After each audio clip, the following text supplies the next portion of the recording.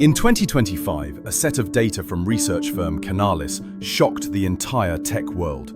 Behind these numbers lay profound changes in the global manufacturing landscape. India, formerly just a software outsourcing center, had suddenly become the largest supplier to the US smartphone market. In the second quarter of 2025, Indian manufactured phones captured 44% of the US market, compared to 13% in the second quarter of 2024, an increase of 240%. That means, out of every 10 phones sold in America, 4.5 came from India. Even more surprising was China's sharp decline in manufacturing share.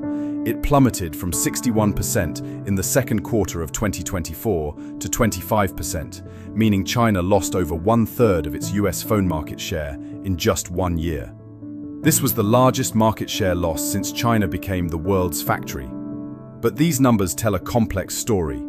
Apple CEO Tim Cook revealed in the second quarter 2025 earnings call that Apple's factories in India could now produce iPhone 16 Pro series, but still needed time to match the efficiency and quality standards of Chinese factories. The data also showed another trend: weakness in US domestic smartphone demand. US smartphone shipments grew only 1% in the second quarter of 2025, the lowest growth rate in recent years. Weakening consumer spending, combined with price pressures from tariffs, was affecting the entire market's vitality. One detail worth noting: while manufacturing locations were changing, core technology remained in the hands of a few companies. Qualcomm chips, Apple's A-series processors, Google's Tensor chips, these key components were still designed in America. Manufacturing could be transferred, but the core of innovation remained in Silicon Valley. This differentiation was also reflected in market performance. In the second quarter of 2025, Apple's US market share reached a historic high of 57%, but iPhone shipments fell 11% year over year. Behind this seemingly contradictory data was market polarization. The high-end market concentrated around Apple, while the mid to low-end market remained highly competitive.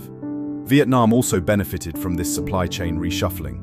Samsung moved most of its phone production to Vietnam, making it an important pillar of that country's manufacturing industry.